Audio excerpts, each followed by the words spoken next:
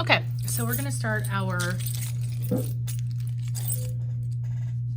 art and movement book, and I've got some notes here.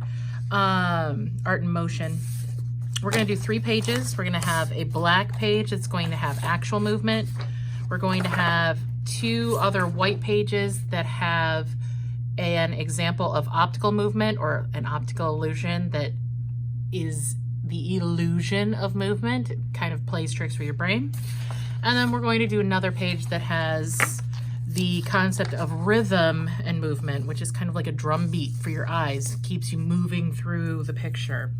So you're going to get index cards, 1 or 2, and you're going to choose colors that you want to use to create some sort of flowing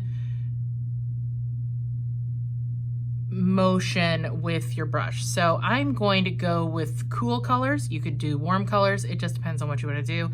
So I'm going to do blues and greens and violets. So you can take a tray and mix up some colors if you'd like to. If your paint palette is a little messy, you can get it wet and you can use paper towel or a tissue to clean that off a little bit, good as new. And that way you have pure color to work with. So if I wanted a combination of these 2 to get like a bluish green, so I'm gonna do some sort of swirls.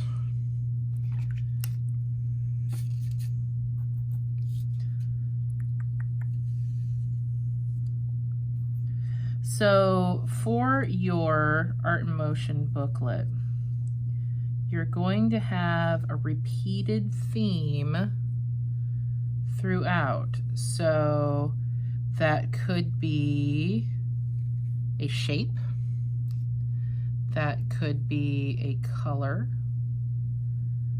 that could be any way to sort of establish unity. So line, shape, or color, line, shape, color, to sort of establish unity. And it is one of our principles of design. We're talking about principles of design this semester, and you are essentially learning how to put all those elements that we talked about last semester into practice in your artwork to make more interesting and developed compositions. So I'm kind of working my way out from the center of this. So say I wanted these sort of swirls to be consistent throughout my booklet. I would do a swirl of some kind in each page. And remember, you're doing 3 pages. Or, as you'll see with the next step of this particular page, with the actual movement page, we're using color and line and shape to create actual movement. So I'm going to be making a shape that will do like a pop-up page, and that could be your one repeated theme. You'll kind of see what I mean as I go. See how that was getting brushy? I needed more water. So it may have been a while since we've gotten the temper palettes out, so kind of playing with that. I'm gonna mix my violet with a little bit of this dark blue. Make it darker violet.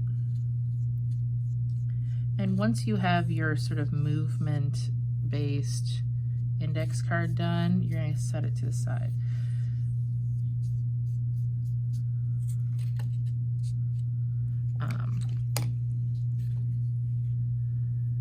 So I'm just going to set this right here. I'm going to do another one just for kicks.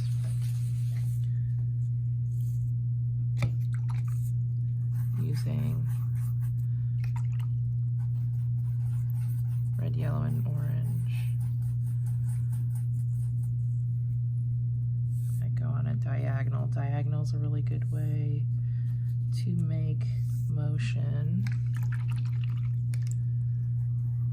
This is a little bit dirtier than I usually like, so it's got more of like a golden tone than a yellow, but I can clean that off, but I'm just going to kind of go in between here.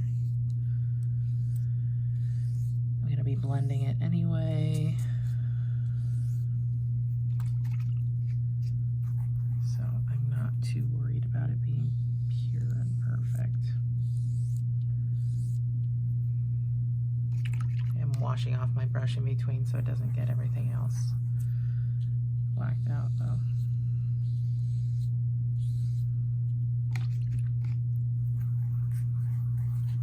Getting cleaner as I go since I'm washing out my brush.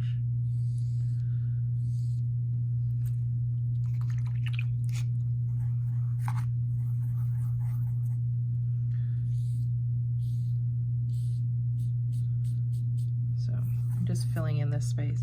That way you've got a couple different things to work with. I'm gonna mix a little.